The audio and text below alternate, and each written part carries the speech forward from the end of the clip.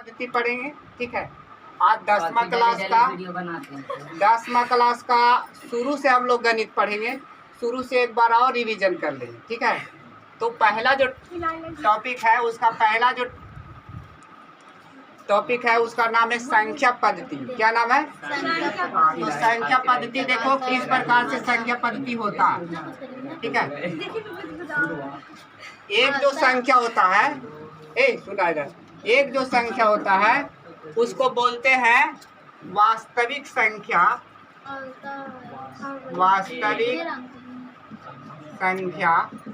और जो दूसरा होता है उसका नाम है काल्पनिक संख्या।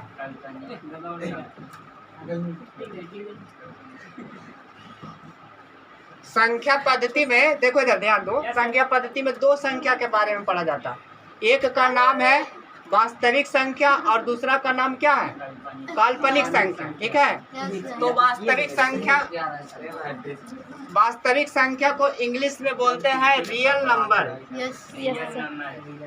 वास्तविक संख्या को इंग्लिश में क्या बोलते हैं? Real number. और काल्पनिक संख्या को इंग्लिश में बोलते हैं इमेजिनरी नंबर। वास्तविक हम लोग जानते हैं। ठीक है, अब थोड़ा सा यहाँ पहले समझ लो कि वास्तविक संख्या होता क्या है। ठीक है, तो वास्तविक संख्या जो होता है ये इसका दो भेद आगे जाके हो जाता है। एक संख्या का नाम है परिमेय संख्या और दूसरा का नाम पड़ जाता है अपरिमेय संख्या।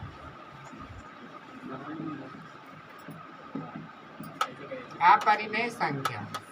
ठीक है, अब परिमेय संख्या और अपरिमेय संख्या से जो परिवार बनता है, देखो यहाँ परिभाषा क्या है। पहले वास्तविक संख्या का परिभाषा देखो। परिमेय संख्या और अपरिमेय संख्या दोनों संख्याओं को मिलने से जो परिवार बनता है, उसको क्या कहते हैं? वास्तविक संख्या। अब जैसे उदाहरण दिखा देते हैं, तो परिमेय संख्या किसको कहते हैं? तो जो संख्या P/Q के रूप में होता है। ठीक है, जो संख्या P/Q के रूप में होता है उसको परिमेय संख्या कहते हैं, और जो P/Q के रूप में नहीं होता उसको अपरिमेय संख्या कहते हैं। ठीक है, अब ऐसे समझ में नहीं आया होगा। ऐसे क्या मतलब सर नहीं समझ में आया P/Q? तो जैसे मान लो 4/3, ये समझ गया, इसको परिमेय कह देंगे। ठीक है, और इसको कोई लड़का पूछेगा सर 4 तो P/Q के रूप में नहीं है, तो इसको अपरिमेय कहेंगे। ये गलत।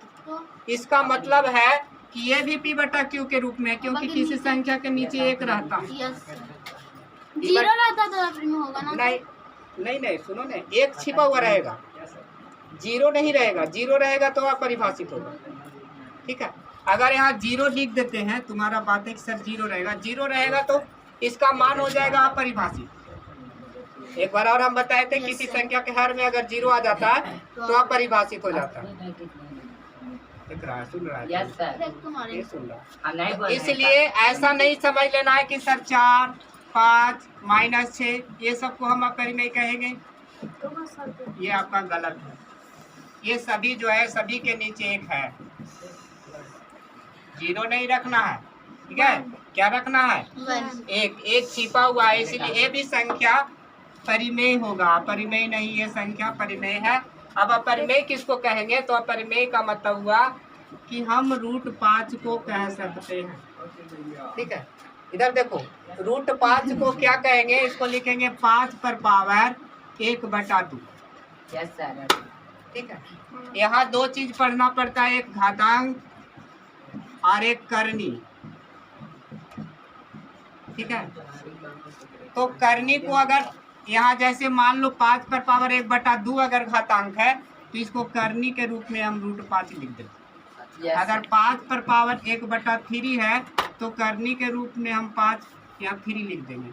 अगर 5/1/7 है तो करनी के रूप में हम यहाँ 5 लिखेंगे और यहाँ पर 7 लिख देंगे। जो रूट के बाहर नहीं, थोड़ा रूट के अंदर ही लिखना चाहिए। देख रहा, ये सभी संख्याएं देख रहे हो?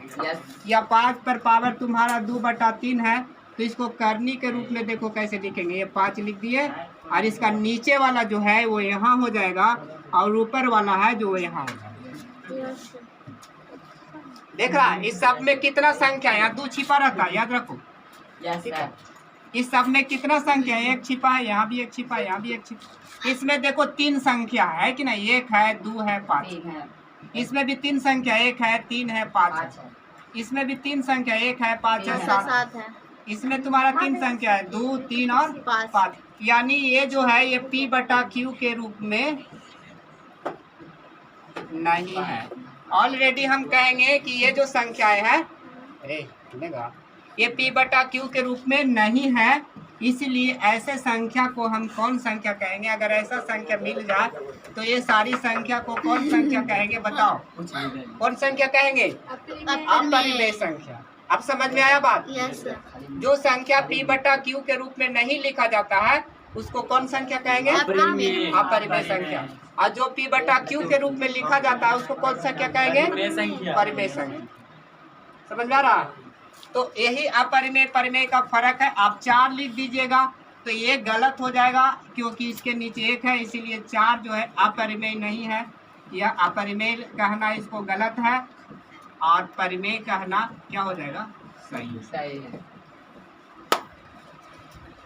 तो अब आप पहले इसको डायग्राम को जल्दी से जल्दी तुम लोग इसको उतारिए, ठीक है? और लिखिए, तब तक लिखिए वास्तविक संख्या।